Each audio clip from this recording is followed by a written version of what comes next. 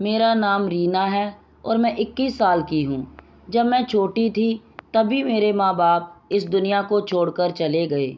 मैं अपने माँ बाप की इकलौती संतान थी, इसलिए मेरे मामा ने मेरी परवरिश की जिम्मेदारी ले ली। वह शुरू शुरू में तो मेरा ख्याल रखते थे और मेरी हर ज़रूरत को पूरा करते थे, मगर धीरे धीरे उनका प्यार मेरे लिए कम होता गया और मैं उनके लिए एक बोझ बन गई थी। मामा ने मेरा स्कूल छुड़वा दिया और मामी सारा दिन मुझसे घर के सारे काम करवाती, क्योंकि उनके बच्चे स्कूल जाते थे। मैं पहले तो बहुत रोती थी, लेकिन फिर मुझे इसकी आदत सी हो गई। मैंने रोना धोना सब छोड़ दिया और सारा दिन घर के काम चुपचाप करती रहती। वह लोग तो मुझे नौकरानी ही समझने लगे, क्योंकि उन्हें मुफ्त की नौकरानी मिल चुकी थी। फिर एक दिन मुझे पता चला कि मामा मेरी शादी करने वाले हैं। मैं हैरान हो गई कि मामा मेरी शादी क्यों करना चाहते हैं और मेरी शादी से इतना खुश क्यों हैं। मैं तो उनकी मुफ्त की नौकरानी हूँ, उन्हें मेरी शादी करके क्या मिलेगा। फिर मैं चुप हो गई और सोचने लगी कि शादी के बाद मुझे इस नर्क से छुटकारा मिल जाएगा। शादी वाले दिन जब मेरा पति कमरे में दाखिल हुआ तो वह नशे में चूर था। मैं उसे देखकर डर गई और खुद में सिमट गई। झटका तो मुझे तब लगा जब उसने मेरे बालों को पकड़कर मुझे मारना चाहा और मैं रोते हुए अपना गुनाह सोचने लगी कि मुझे किस गुनाह की सज़ा मिल रही है। मामा के घर बातों के वार से मुझे जख्मी किया जाता था और दिमागी तौर पर मुझे मारा जाता, लेकिन यहाँ पर तो मुझे जिस्मानी तौर पर तकलीफ़ दी जा रही थी। मैं खामोश हो जाती और सोच में पड़ जाती कि आखिर मामा ने मेरी शादी इस आदमी से क्यों करा दी है। एक दिन मैं अपने पति के कपड़े इस्त्री कर रही थी, तभी अचानक वह दरवाज़ा खोलकर कमरे में आ गए और मेरे बालों से पकड़कर मुझे मारना शुरू कर दिया। मैं दर्द से कराह उठी, मेरी आंखों से आंसू गिरने लगे। तभी वह बोले, ये रोने वाला ड्रामा मेरे सामने मत किया करो, मैं तुम जैसी औरतों को अच्छी तरह से जानता हूँ। मैं हैरान हो गई, वह मुझे औरत कह रहे थे, लेकिन उनके कहने का मतलब मैं ना समझ सकी और वह गुस्से में वहाँ से चला गया। मैं जब भी उसे इस मारपीट की वजह पूछने लगती तो मेरी हिम्मत जवाब दे जाती। शादी को कई साल होने के बाद भी मैंने उस शख्स के चेहरे पर मुस्कुराहट नहीं देखी थी। मैं सोच में पड़ जाती कि ये ऐसा क्यों है, इसे लड़कियों से इतनी नफ़रत क्यों है। मैं जब भी आता मारपीट करके ना जाने कहाँ चला जाता और मैं अपनी किस्मत पर बैठकर रोने लगती।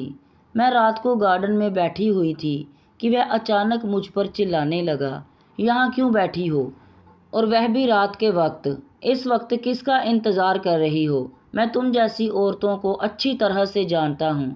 और तुम आज गली में क्यों गई थी? तुम जैसी औरतें बड़ी तेज होती हैं और लड़कों को अपनी अदाएं दिखा दिखा कर फंसा लेती हैं। मुझे उसकी बातें सुनकर गुस्सा आने लगा। उस शख्स ने औरतों के बारे में इतनी गलतियाँ पाल रखी थीं कि हर वक्त औरत की बुराई, हर वक्त मुझे बुरा भला कहना और हर वक्त मैं उसे देखती रह जाती। गले में आंसुओं का फंदा अटका रहता। वह मुझे बाजू से पकड़कर अंदर ले आया और मुझे बेड पर फेंका और बुरी तरह से मारने लगा। मेरे तो आंसू भी सूख गए थे रो रो कर। वह वहीं आराम से सुकून से सो गया और मैं अपने ज़ख्मों पर मरहम लगाने लगी। इस शख्स को बहुत सुकून मिलता था मुझे मारकर, और मैं सिर्फ यही सोचती कि वह क्यों इतनी नफ़रत करता है मुझसे। पूरी रात यूं ही जागते जागते गुजर गई। नींद तो कोसों दूर थी। सुबह जब तबीयत खराब हो गई तो मुझे लगा रात को जागने से तबीयत खराब हो गई है। मैं रोज़ जैसे काम करती थी वैसे ही काम कर रही थी। रात को मेरा पति जब घर आया तो मैंने उसके सामने खाना रख दिया। वह गुस्से में बोला, जब भी मैं घर आता हूँ सामने खाना रख देती हो, और कोई काम नहीं है क्या? मैं क्या सिर्फ खाना खाने घर आता हूँ? वह गुस्से में बोला और मैंने पहली बार जवाब में बोला, खाना खाने के अलावा मुझे मारने भी आते हैं। पर मेरे ख्याल में भी नहीं था कि मेरी इस बात पर उन्हें इतना गुस्सा आएगा। उन्होंने खाने वाली प्लेट टेबल से नीचे फेंक दी। मैं डर गई कि अब ये मेरा हाल बिगड़ने वाला है और गुस्से में मेरी तरफ बढ़ने लगा।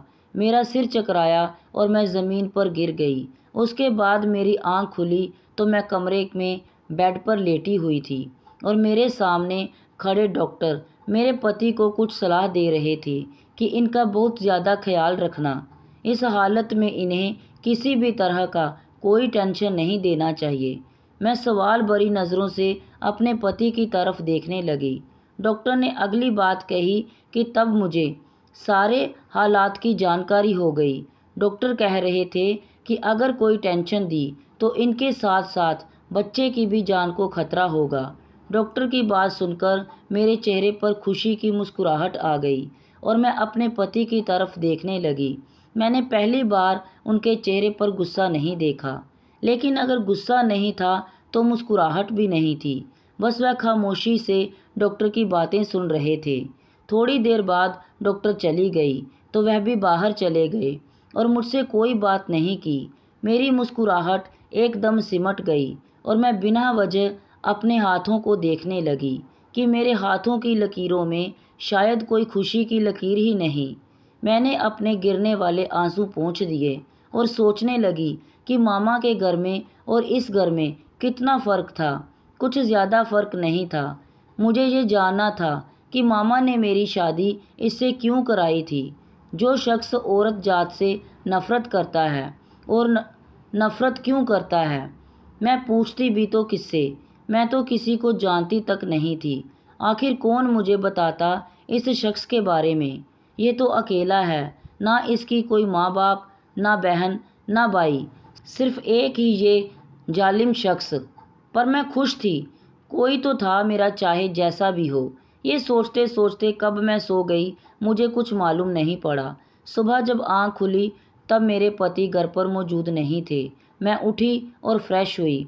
अभी मैं नाश्ता करने ही वाली थी कि गीता आ गई। मैं हैरान हो गई क्योंकि पहली बार कोई औरत मेरे घर आई थी। उसने मुझे बताया कि मैं पास वाले घर में रहती हूँ और फिर अजीब सी बात कह गई।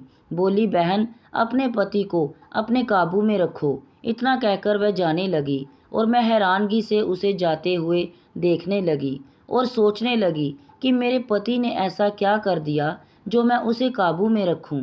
जिंदगी यूं ही चल रही थी और बहुत दिन हो गए थे कि पति ने मुझ पर हाथ उठाना छोड़ दिया था और वह खुद भी गुमसुम सा रहता था। पर यह मेरी हैरानगी ज़्यादा दिन ना टिकी। अगले ही दिन उसने मुझे थप्पड़ मार दिया और मैं कर भी क्या सकती थी। बिना मतलब शक या गुस्सा और बिना मतलब मुझे जलील करना शायद उसे आनंद देता था। मैं उसके साथ इतने दिन गुजारने के बाद भी उसे समझ ना सकी कि वह क्या है। मैं रात के वक्त गार्डन में टहल रही थी। अभी तक मेरे पति घर नहीं लौटे थे। मुझे नींद आने लगी तो मैं कमरे में चली गई, पर मैं उनके आने से पहले सो भी नहीं सकती थी, इसलिए वैसे ही बैठकर अपनी बीती हुई ज़िंदगी के बारे में सोचने लगी। मुझे तो याद भी ना आया कि मैं कब खुलकर मुस्कुराई थी। अचानक से दरवाज़ा खुला। मुझे लगा मेरे पति आ गए हैं। मैं बड़ी मुश्किल से बेड से उठी और सामने किसी अनजान शख्स को देखकर मेरे रोंगटे खड़े हो गए। मैंने डर के मारे कमरे की सारी लाइट चालू कर दी। वह पहले तो मुझे गुस्से में देखता रहा। उसकी आंखें गुस्से से लाल हो गई। अचानक उसका गुस्सा गायब होने लगा। वह पीछे कदमों से कमरे के बाहर निकलने लगा। मैं भी उसके पीछे गई तो वह बिना रुके ही चला गया। इस दौरान मेरा पति भी घर पर आ गया। उससे मैं कुछ पूछती उससे पहले उसने मुझसे पूछा, ये कौन था? उसके चिल्लाकर पूछने से मुझे मेरी जान जाती हुई महसूस हुई। मैंने नामे सिर हिलाते हुए कहा, मैं नहीं जानती।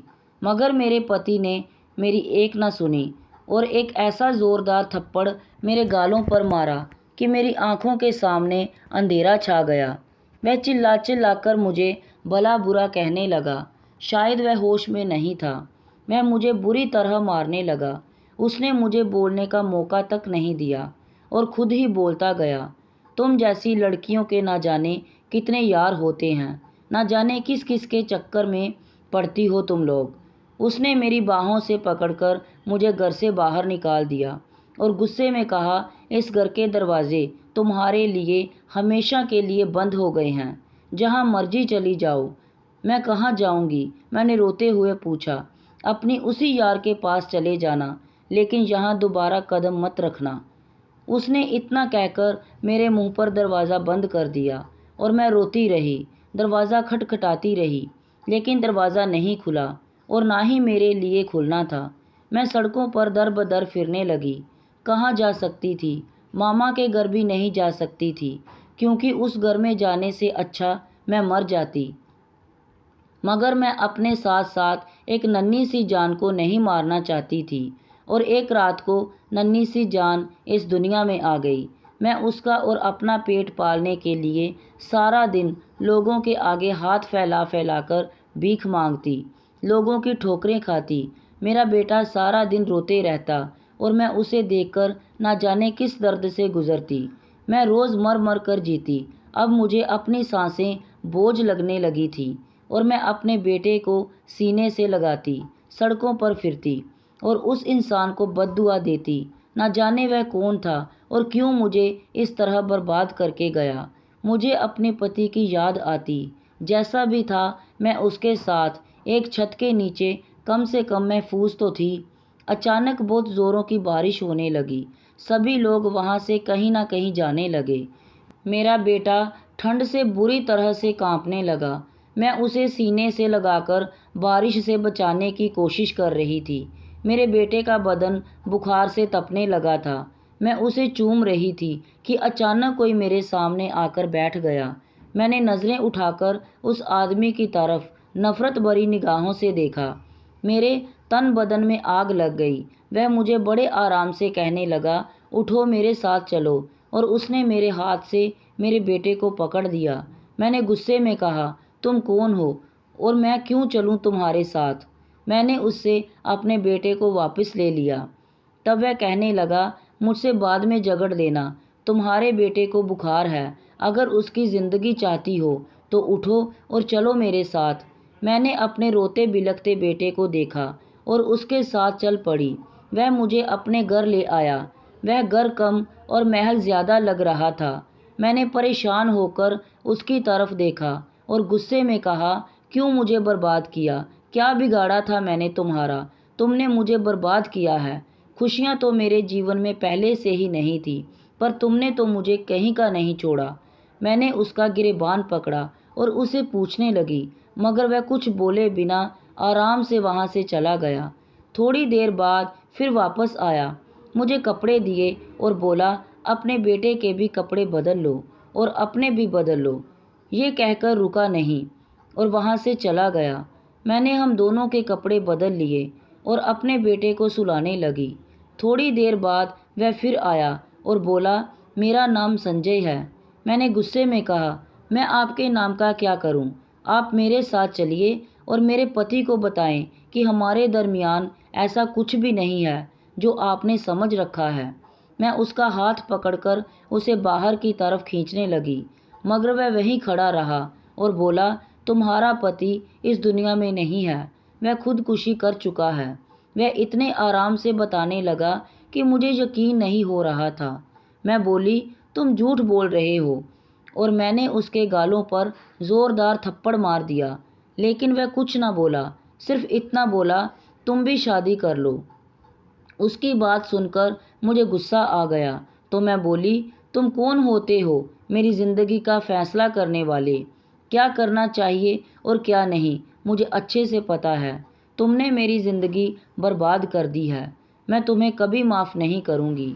मैंने न जाने उसे गुस्से में कितनी कड़वी बातें सुना डाली, लेकिन मैं हैरान थी कि फिर से वह इंसान बिना कुछ बोले वहाँ से चला गया। दिन गुजरने लगे। वह इंसान मेरे बेटे से बहुत मोहब्बत करने लगा, उसे खिलाता, उसके लिए खिलौने लाता और मैं अपने बेटे को उससे दूर रखती।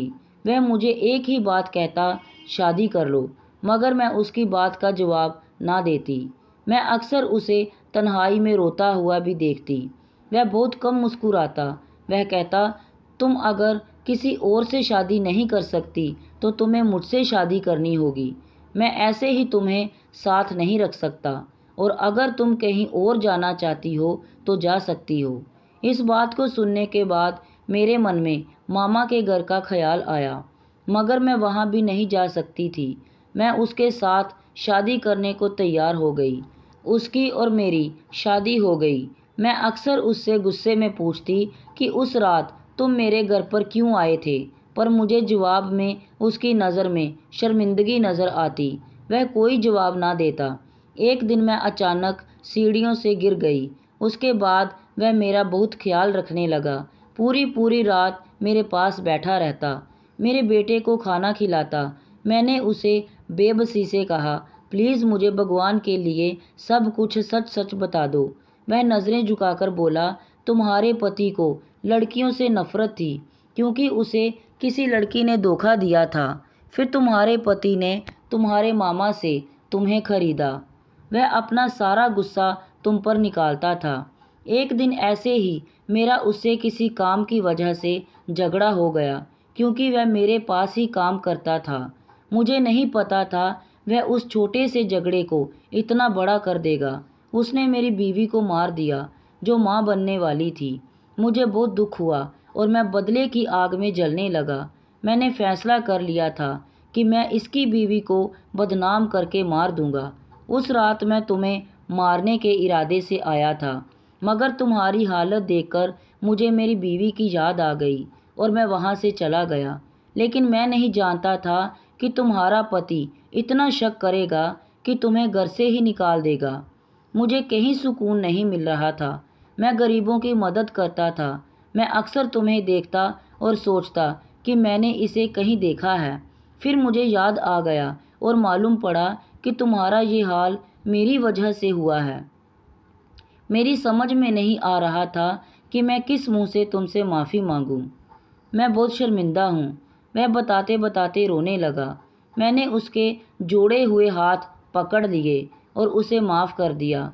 उसके बाद मेरी ज़िंदगी में खुशियाँ आ गई और मैंने अपने भगवान का शुक्रिया अदा किया कि इतने गमों के बाद मुझे आखिर में खुशियाँ मिली और अब हम खुशी खुशी रहने लगे हैं। दोस्तों, आपको ये कहानी कैसी लगी कमेंट बॉक्स में ज़रूर बताएं। कहानी को लाइक शेयर और अगर चैनल पर नए हैं तो सब्सक्राइब करना ना भूलें। धन्यवाद।